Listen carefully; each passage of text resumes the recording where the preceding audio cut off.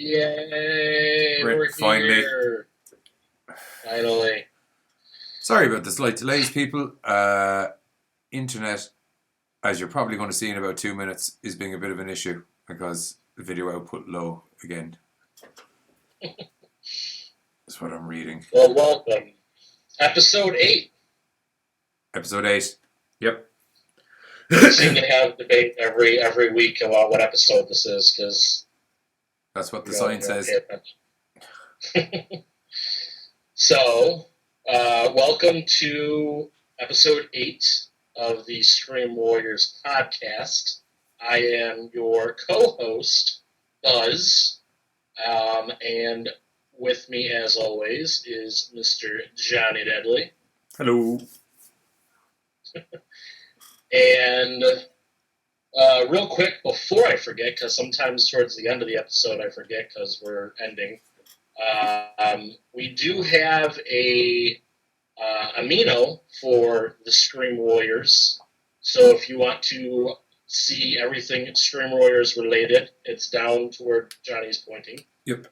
Join us there. You can talk to myself and Johnny, as well as our other Scream Warrior contributors. So go to Scream Warriors on Amino. You can get that on Google Play or iTunes free, and then just find the Scream Warriors. Yep. We'll be there. I have to say, off the top of my head, you said Scream Warriors a lot there in a very short space of time. I have to give you credit for it. It was verging on subliminal. The last couple of weeks, so verging on subliminal messaging. So, Scream Warriors. Just so that you remember. Jazz hands.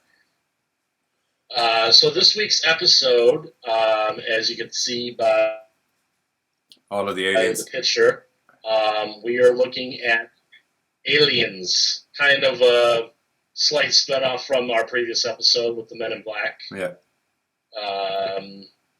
Now we're going to be looking into Bob Saget. Alien. Yeah, well, Bob Saget. Goddamn Bob Saget.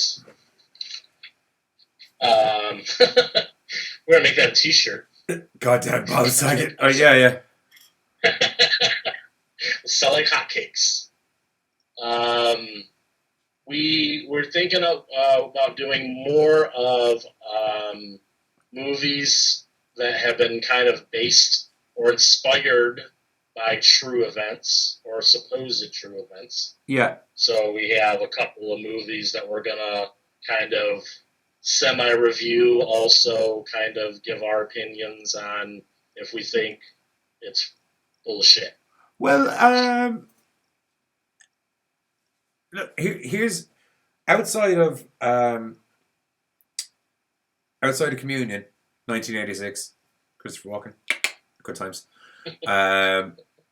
Outside of Communion,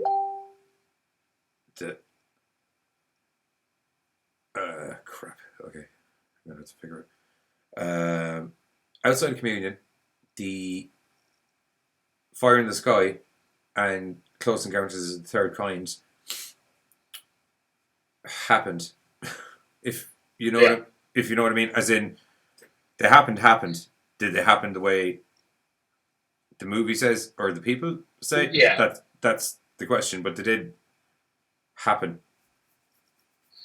Okay, and the difference between with Communion and the other two films is like Communion seemed to kind of just happen to like one person.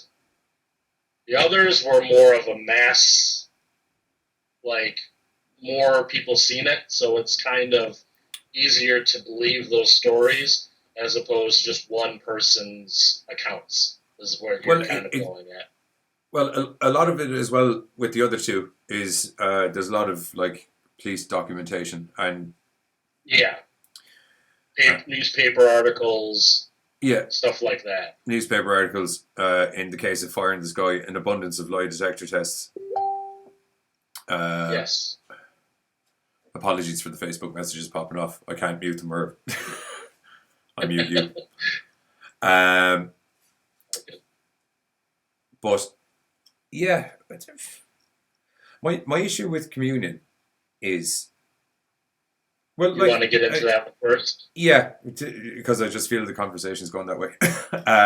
Yeah. My issue with Communion is, like, I mean, my major issues, I had a lot of issues finding info on what happened outside of the movie, if you know what I mean. Yeah. All And other accounts that I could find were very much just people talking to him about his what experiences, he, which is the same as yeah. him telling you what happened in the movie. And for the people who aren't familiar with maybe like the behind the story or the true story, Communion was based about a horror novelist Whitley Strieber, Great who, name. yeah, great author name, Yeah, um, who had claims of being visited by aliens. Yeah, the dog. it's okay. Um, It could be aliens outside the door. Who knows? it could be. Hopefully, I last another episode. Um, but yeah, it's about his account of him being like he was having lost time, which is like a key thing with like a lot of like alien abduction stories, because the people lose time and then they go under hypnosis, and that's where all the stories supposedly come from, and that's where Communion was based. Was the novelists having the issues with the lost time, and then he went under hypnosis, and this was what he now is recollecting.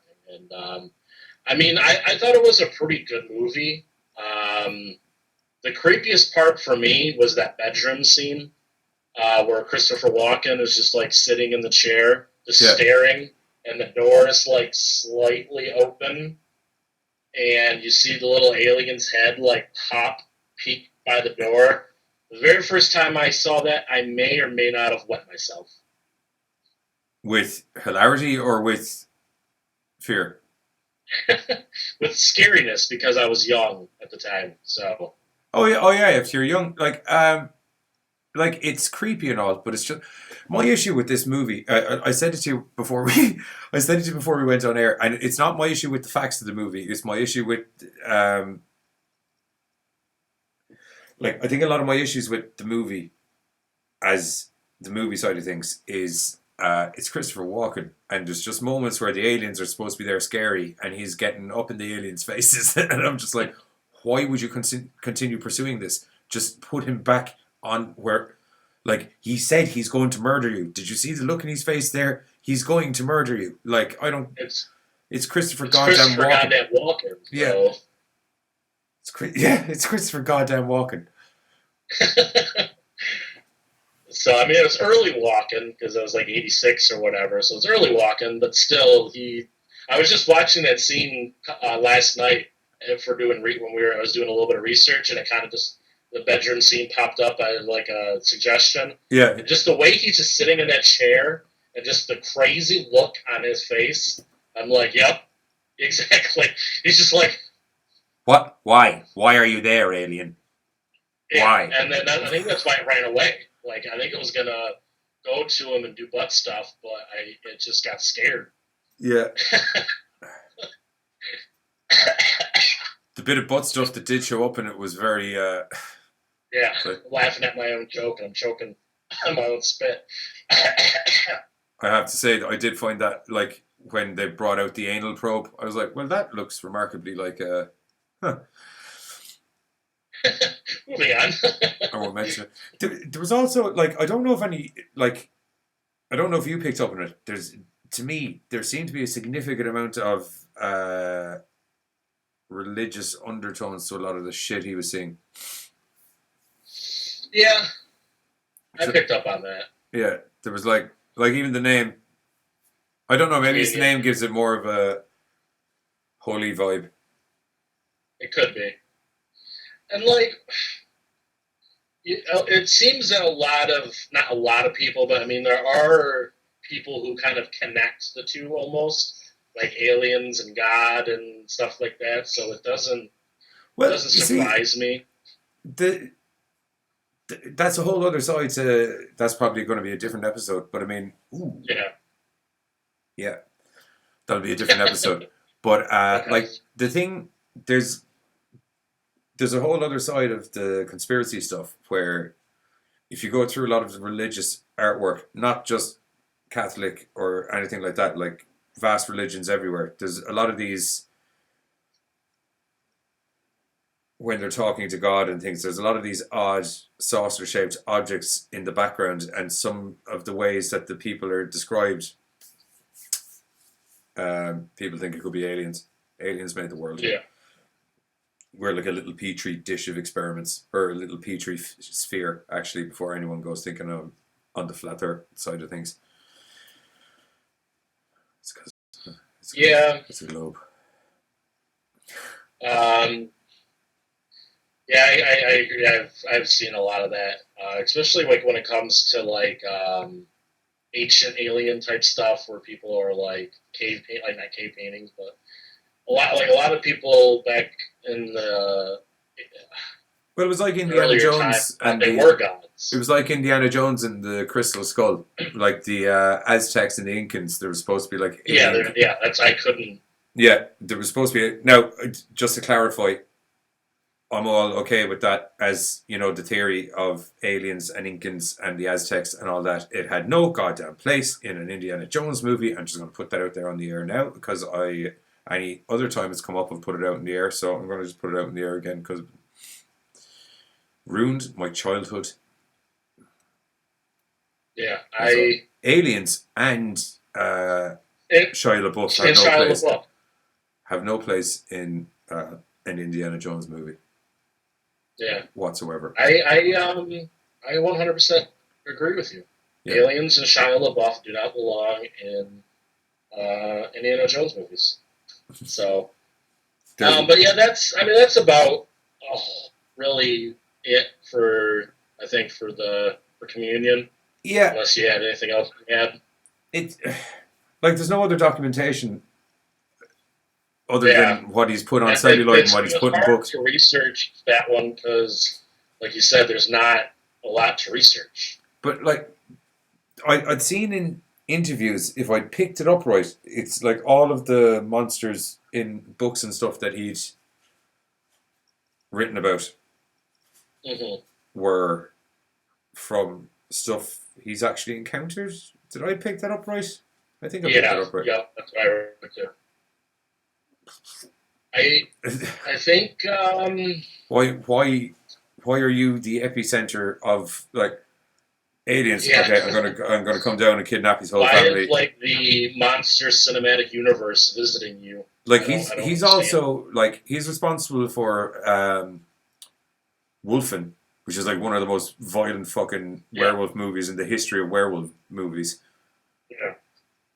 Do you know, like why are what the hell is like what are you, the chosen one or something? I mean, like, Yeah. hey, I can buy aliens. I can even buy werewolves to a certain degree.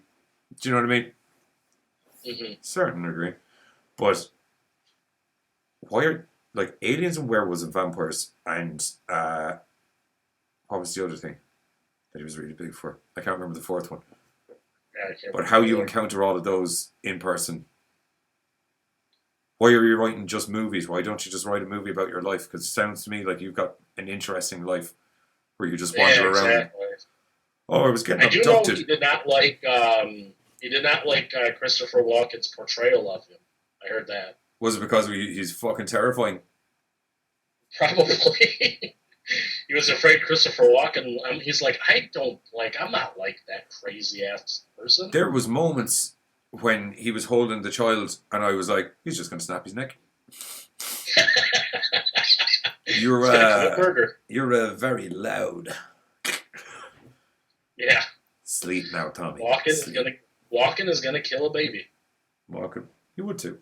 Not in real life. He's actually like as you can tell from all of the videos of Fatboy Slim and stuff like that. He seems like good crack. To be honest, he's just a fight. He's a good method actor, we'll say. He's just good at being creepy. He's just got one of those voices. And he's got one of those faces. He's got that creepy face too, I think. Did you ever see when he did Poker Face? Yeah. That says it all. So, welcome to the Christopher Walken episode of the podcast. Christopher Walken hour. All walking all the time.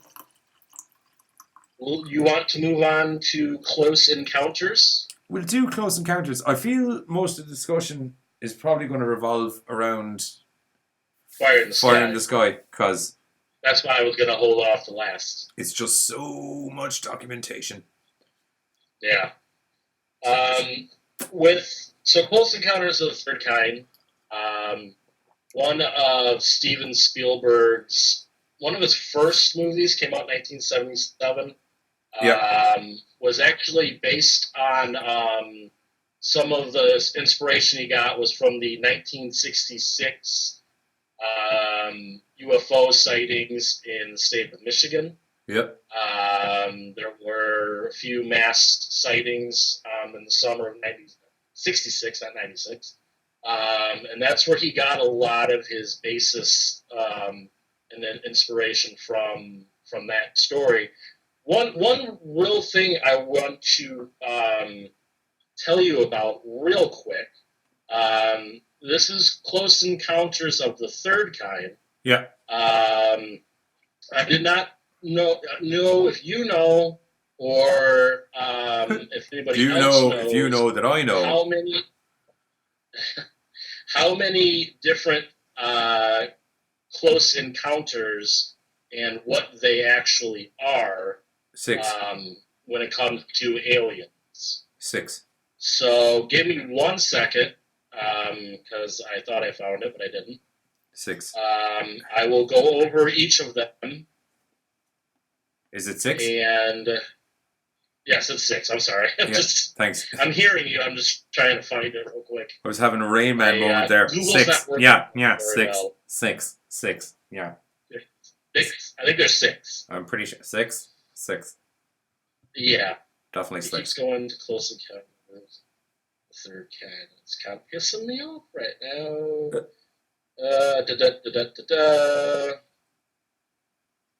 I had this before, and it's not popping up here. So, maybe it's here. Let's see. Kind of getting annoyed because I had it before. I've constantly kept pulling it up before we shoot. I should have just wrote it down. All that fancy technology, and all you need is a pen and paper. Yeah, exactly. It keeps going to Third Kind, and I don't want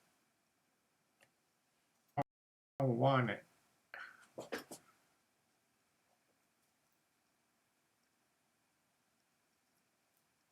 I think I found it. Okay. Because I wasn't exactly sure what fact you're looking to pull up, so I couldn't even fluff it. Sorry, dude. So, Close Encounter of the First Kind is a visual sighting of identified flying objects seemingly less than 500 feet away that show an unexpected angular extension and considerable detail. Close Encounter of the Second Kind. Just to translate that, if you saw a UFO, am I correct? Yes. Number 1. So this is number 2. Number 2. Close Encounter of the Second Kind is a UFO event in which a physical effect is alleged.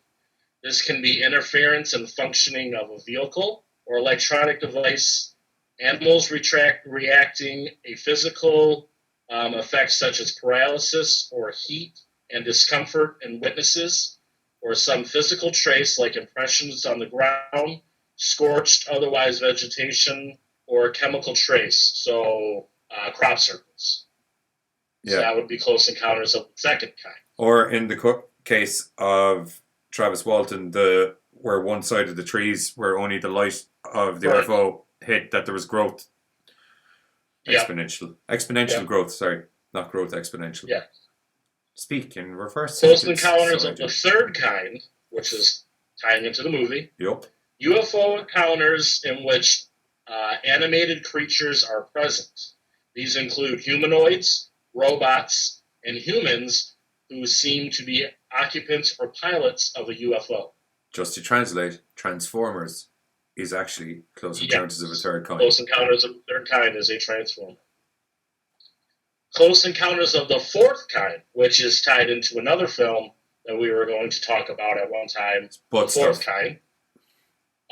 But we know that there's no truth based into that movie, so that's why it's not being discussed.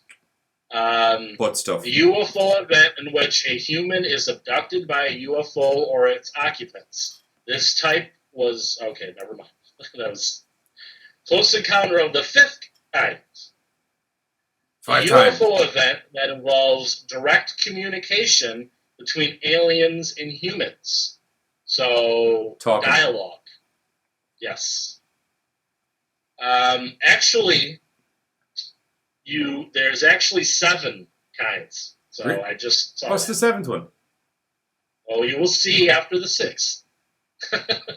Close Encounter of the Sixth Kind What a is fucking death pod of a human or animal associated with the UFO sighting. So if someone dies or cow mutilations or something like that, Yeah. that is a close encounter of the 6th kind. Okay. Close encounter of the 7th kind. Pod people. The creation of a human/alien hybrid, either by sexual reproduction or by artificial scientific methods. Pod people. Okay. Yes. I did not. Okay. I was actually unaware of the 7th kind. Because I don't think you really think about little humanoid alien babies. Well, yeah. But it's plausible. So, that was a little side note, but while I was doing research for Close Encounters of the Third Kind, I wonder if Close Encounters of the 7th Kind existed before Captain Kirk. Probably not. That probably is why Close Encounters. Yeah, they were watching Star Trek and they're like, "Oh God, it's actually quite possible they could end up boning." Yeah. I think when I was looking at that, I think it said James T. Kirk. Yeah. The James T. Kirk paradox. So I thought that was a little bit of interesting information for the audience if they were not aware of all the different kinds of encounters. Yeah. So in relation to Close Encounters of the Third Kind, which was 1996, Michigan. 66. Yeah, it's people are seeing UFOs, and they're seeing people come out of the UFOs. Yeah. But nobody's getting interfered with. Yeah, and a lot of, like doing the research, a lot of the authorities were like, oh no, swamp gas or air balloons or blah, blah, blah, blah, blah, because we got to cover that up. Yeah. So what did you think about the movie? You like the movie? Well, it's Richard Dreyfuss, isn't it? Yes. Yeah, so you kind of can't go wrong with Richard Dreyfuss, especially in that age, because what was he? He had Jaws, he had this. He was probably in his early to mid-20s. Yeah, he's Spielberg era. I think he was 26 when he did Jaws. Yeah, he's Spielberg era. Yeah. John Williams did the score, so I mean, obviously, anything with John Williams, yeah, it's just amazing. I mean, obviously, because of it being a film, obviously they juice up the facts a little bit to make it visual for a movie and stuff like that. So, I mean, but I think it's one of Spielberg's earliest. I would almost say it's more of a cult hit, I think, than maybe more of a I don't know. I don't think it was. I don't think it was super big at time of release, and then I think it was kind of years later when aliens were a big thing, because like a lot of the. I'm going to sound significantly older for a moment than I actually am, but like a lot of the whippersnappers that are out there now that like they think aliens are cool and stuff, they don't realize that like it wasn't actually that prevalent until the late 90s. People weren't that, you had like Attack of the Pod people and stuff like that, but like actual just full-blown It alien wasn't abduction. really, yeah, it wasn't really the alien movies. I mean, there was some, or it was almost more monster movies than alien movies. To me, older ones. They're more monster creatures than really aliens. Yeah. Uh, Well, like the actual so, humanoid alien kind of thing wasn't really there. and that's where, I mean, around 50s, 60s is when a lot of reports really first started coming out about aliens themselves. So, I mean, it's kind of just catching up with the reports. Like, I mean, all So, I this, mean, 77, when Close Encounters came out, I mean, it was still fairly new. like when was Roswell? Roswell was, 42 or 50? but it was years and years and years and years before any actual stuff came out about Yeah. that, you know? And it was years and years and years and years before it was like massive. Like, I mean, the early 90s, like everybody was like aliens this, like you had UFO mugs and alien lunchboxes and Yeah, 47 is when Roswell happened. like that So, big alien head's virtually trademarkable now. yeah, exactly. And I mean, like we said, it really wasn't until the late 70s, early 80s is when that vision of aliens really started kind of hitting screens. But like I said, because it's, I mean, it only being, like I said, 47 is when Roswell, that's one of the real first, big um, sightings or whatever in alien and like UFO alien history kind of started. So I mean, you're looking at almost towards the 50s. So I mean, you're only looking 20, 30 years, and when Close Encounters came out. So and people probably still really weren't reporting a lot of stuff until, like I said, late 60s anyway. So the image of what we now know as aliens really wasn't out until, like I said, 60s and stuff like that. God, excuse me. Bob Saget. Goddamn Bob Saget.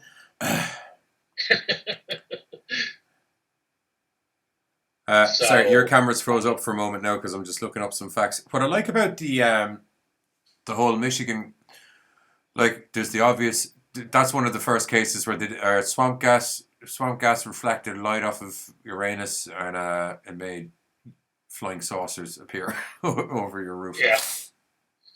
Well, also a cool part of that is I'm from Michigan, so it's back in my neck of the woods. So. And do you know anything, like, is there anyone...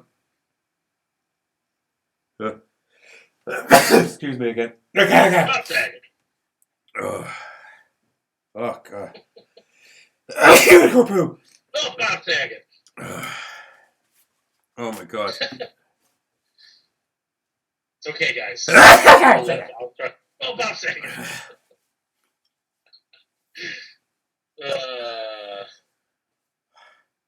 Hold on. Let me see. Come on, bro. Sorry. I'll try to look up this a little bit while you're having a sneezing fit. Yeah, life's a bit mental when the pollen count gets up, you know. Oh, God. No, I look like I've been crying. It's okay.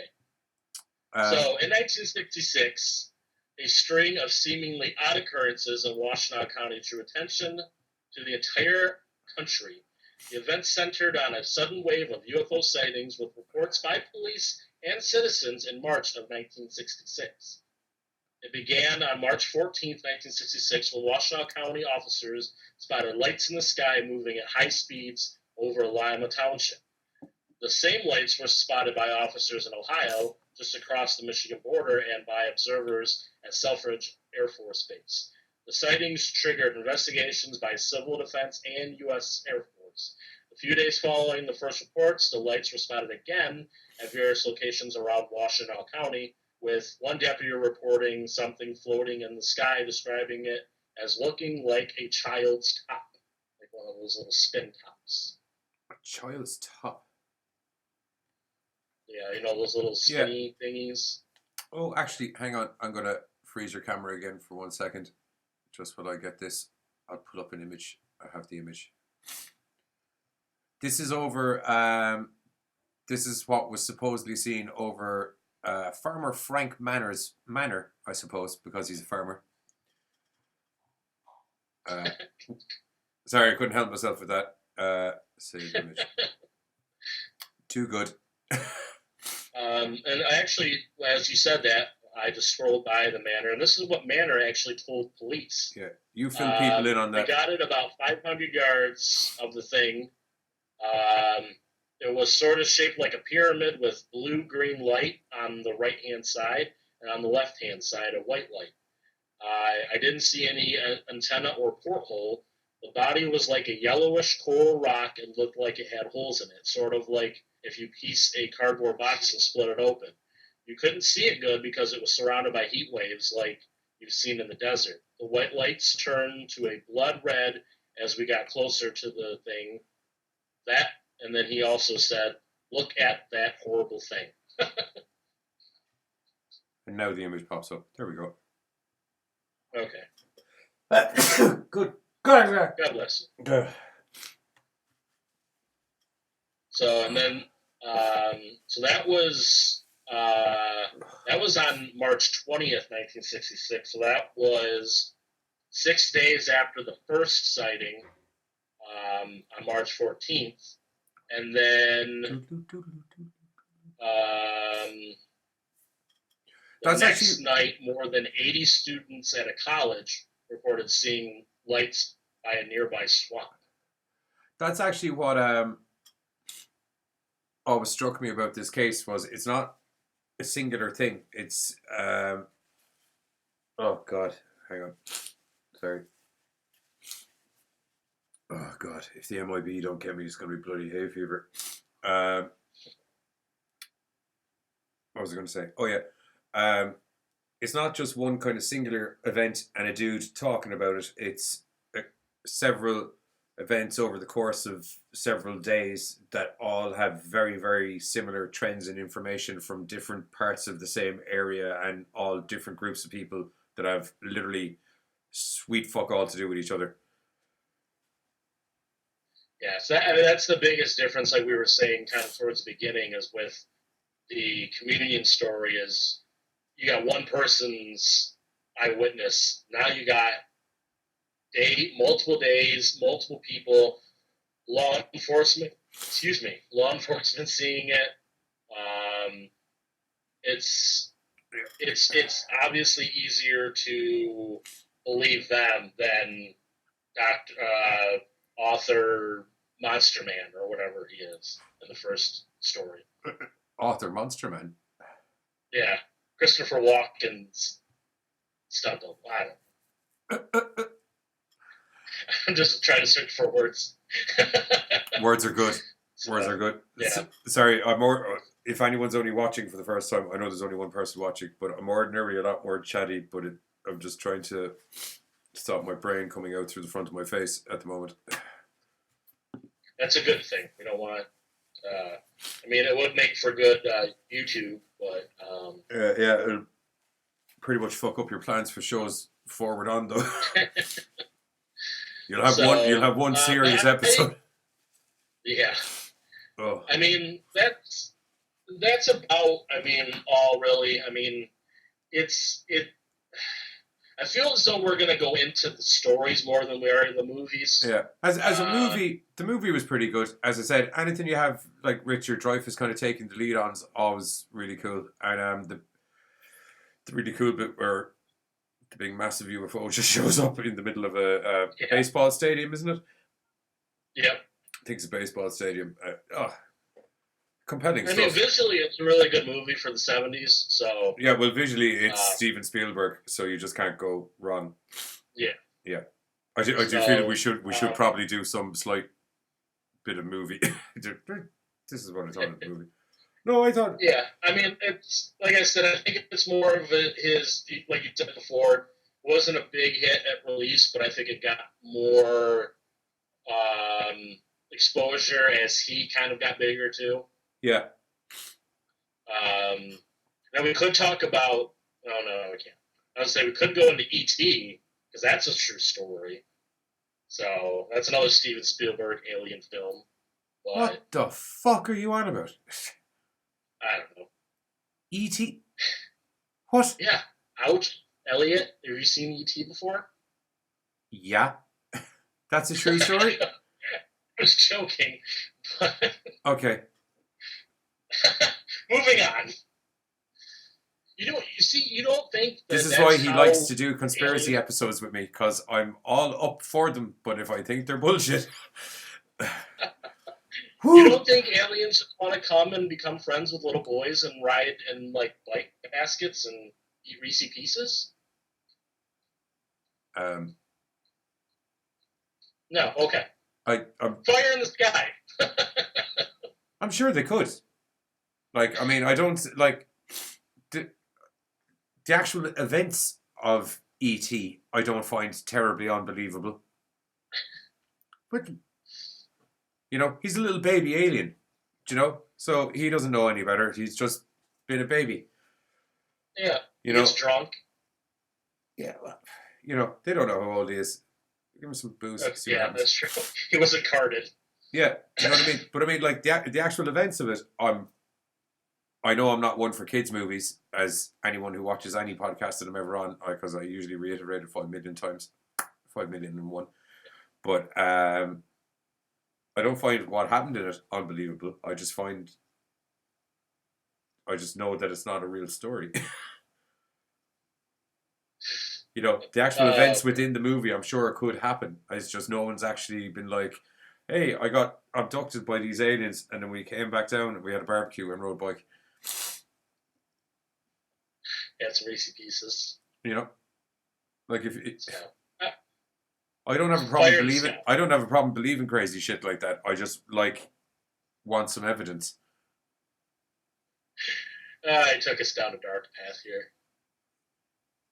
Yeah, you know, like.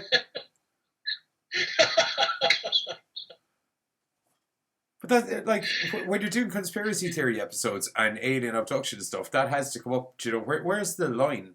Yeah. My attempt at comedy has just kind of It opened up a dark door within me. Yeah, completely up the direction. you were just No expecting. more comedy. You were just Straight laced now. Back to serious mode. serious mode. Fire in the Fire Sky, in the which Sky. is probably one of the most yeah, it's pretty documented. Actually, no, it's probably as documented as Close Encounters, like the real life story. My personal with the movie, this was probably one of the first like alien movies I think I ever really remember seeing. Yeah, and it fucking creeped the hell out of me. Like the whole abduction scene with like the experiment going on, and he was in that like sticky substance, and they put the like thing on him, and they were like jamming shit in his eyes and putting goo in his mouth. That was freaking scared the crap out of me when I was a kid. It's a very invasive and very graphic way of experimenting. I want to say it's probably one of the first like first times on film that they really went with that, with like aliens and abductions and stuff like that, showing like actual procedures. From what I can remember. I mean, like we said, this came out in '93, so it's still vaguely early on in the alien, movie timeline. Yeah, I can't actually quote if that's true or not. To be honest, Yeah, no, I'm not saying it completely is, but I think it's one of them. It's got to be one of the first because it's definitely majority of the time. It's definitely the first one to get that graphic with it. Exactly. They were pouring some substance in his eye that kind of looked like semen. Lube. It's all lube.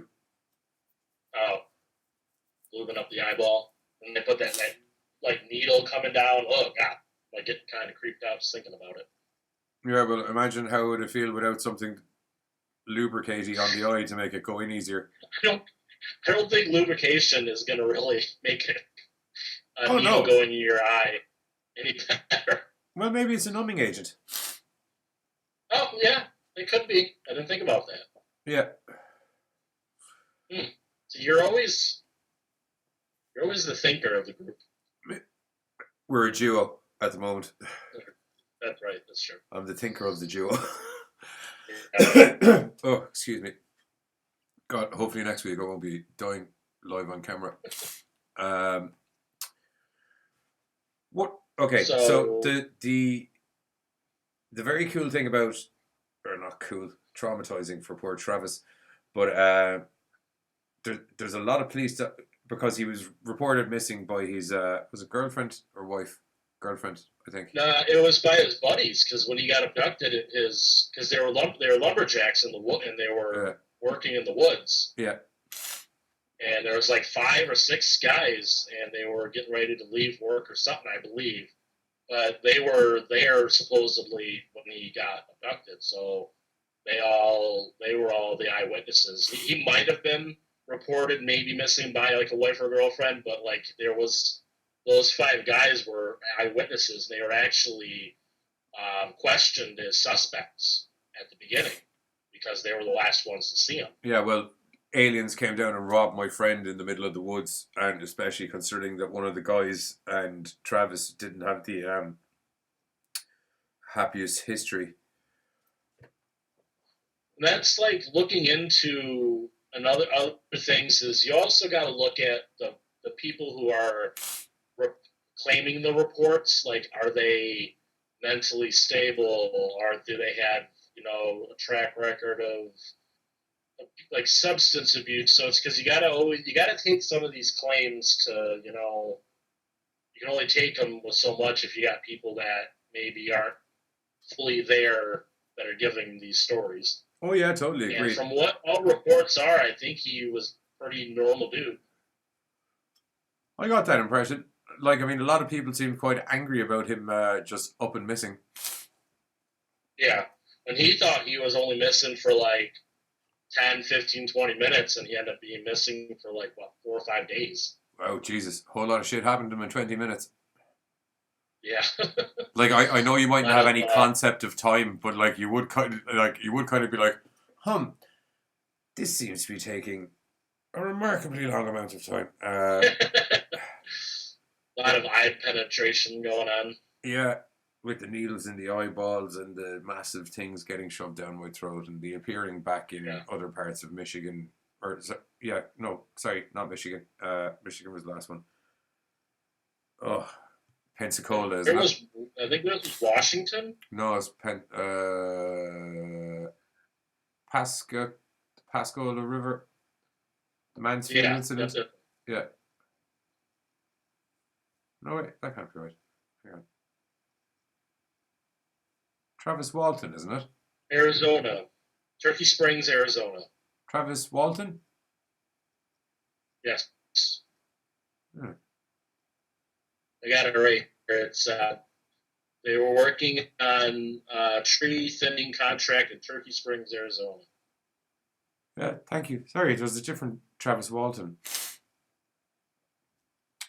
And keep filling in the facts there, man. he and the funny thing is, like, when they saw happened on November 5th, 1975. It says Travis, along with 6 other men, were working on a tree thinning contract in Turkey Springs, Arizona. While there was some tensions between him and coworkers, nothing eventful took place while they worked their way through the day as sunset, blah, blah, blah, blah, blah. On the ride back, a bright light caught Travis's eye, shining with a yellow brilliance. The men couldn't make out what it could be, whether a fire or perhaps a crashed plane. They decided to drive towards the light, and then discovered that what Travis explained as the most awesome, incredible sight we had ever seen in our lives. It was a flying saucer. He was the only one that like actually went towards like the thing. They were like, "Fuck that, we're not." Yeah. We're not messing with Well, that. the other lads were kind of like big glowing lights in the woods at 2 o'clock in the morning. No, thank you. Yeah. Um, what do you think about this one? Um, I see, and like looking into this because they did lie detector tests on him and the All of six them. other guys, Yeah. and they either came back as positive or unconclusive. So now, I mean, you know that. I mean, if you know, there's certain ways you can pass a lie detector test, and but then again, this was back in the '70s, so I don't know if that knowledge was as well out there as it is now. I believe it. There's a lot of physical evidence, I think, like we were saying with that tree and everything, that kind of backs this one up. Yeah, I To watched him. where, I watched a video where he went out and trees had been cut down, and you can see in the. Oh, sorry, one sec. You can see in the rings of the tree where the tree's normal growth rate was up to a certain period of time, and then yeah, all of a sudden the growth rate got super super fast. He said the growth rate seemed to stay for about 20 years after it, and then the yeah, tree started to go back to its normal growth cycle. yeah. So, I mean, I lean towards believing this one a little bit more because just I'm not saying I don't believe the previous one too, the Close Encounters one. I I think kind of I believe that one too. I just find when you have well, it's the same as it's the same as this where well to a certain degree because this is kind of a close knit group of friends, but you have a lot of lie detector stuff to help aid the truth of what they're saying. But where you have mass groups of people on different sides of a state seeing the same shit over the course of several days that have no contact with each other and all the stories sync up, Yeah, it says a lot, I think. yeah. It's hard to like not believe it because you would think if like you were saying if they were all maybe just in one little like town or city and seeing it, then you can kind of have like the mass hysteria thing. But like you've got people from different states, like they were saying in the Close Encounter story from '66, that people from Ohio were seeing the same things that people in Michigan were seeing. So there's Yeah. it's not like we're like, oh hey, let's get together and make up the story. You know what I mean? So it's more plausible to me with the last two of our three stories, movies, that the physical evidence is there. Um, the fact that people from different, not even knowing each other, are like saying the same exact thing. It's harder to dispute those stories. Yeah. Like, I mean, look, Travis and his mates, uh, you can definitely say they believe whatever, uh, whatever they saw, whatever it was they saw, they believed they saw it. Yeah, If you know what I mean. But like I don't know, like there's a lot of facts that line up in it. You know, although there's, yeah. you know, it's you can fake lie detector tests. The only thing with Travis Walton's story that can kind of maybe come back into saying it was fake, but then again, I don't know, was I don't remember the year, but Fox had some TV, like a reality show called To Tell the Truth, Yeah, where they did lie detector, like on, and he was on there, and he was proven to not be telling the truth according to their results. But then again, this is a TV show. It could have been just doing it for the ratings, for the views. It's hard. It's hard to take that as a credible, you know, source. what was the name of the show? I think it's called To Tell the Truth. I believe. To tell the truth. I think it was on Fox. Catchy name.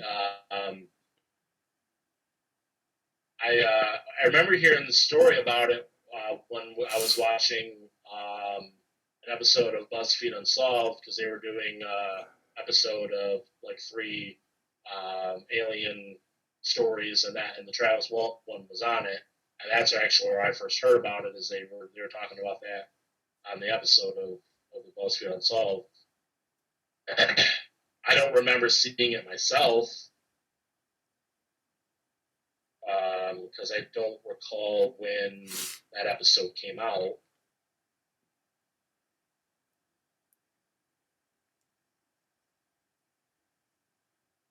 Yeah, no, I can't find it. Quick.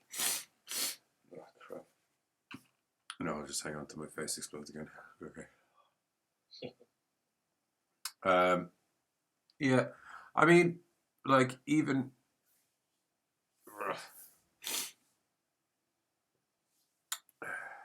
Yeah, communion, I just had my. I don't know. There's just a lot of. It's just one dude and his stories. Like, I couldn't find a lot of facts about the case in Yeah, general. that's always the hard part. Is like if you don't have, it's called the moment of truth. I apologize. Kind of looking it up right now. What's that? I'm not gonna. It looks like it like goes through, or at least this article I found. It looks like it goes through like every question they asked them and stuff. But it's called Travis? the episode of that show. It's called The Moment of Truth, but it says the very end here says, I think the polygraph is not a reliable determiner of the truth. I think Travis Walton was not abducted by aliens. In both cases, the power of deception and self-deception is all we need to understand what really happened in 1975 and after. So that was their findings. So, like I said, it's hard for me to dispute somebody when like the person that's disputing it is like off a TV show. You know what I mean? Reality shows aren't really reality, so Yeah, but like, well, here's majority the thing. of them. Yeah, but here's the thing: would he not have contested that and gone and cleared his name? Because there doesn't appear to be any of that after it. No, after that one, I don't think, to my knowledge, I don't think he's had any other lie detector tests after the one for the TV show. I'd imagine not. And I mean, what? I mean, and then after that case, it's like, what does he really have to, like else to prove? You know? I mean, he believes what happened happened. Yeah, and after, like, I mean, what else does he have to do anyway? He's already got 2 movies, a book, and fucking God knows how much money out of it. Yeah, exactly. So not really much of an incentive to really argue it. I don't know. I think the next time we're doing, I want to get some ones where I think shit actually happened. Yeah, We'd like to I have like a that rummage. idea. We'd like to have a rummage, because I said it to you when we started doing these that I'm like a total fox molder, and I've just sounded like a total naysayer for the last 2 episodes. It's just been like bullshit.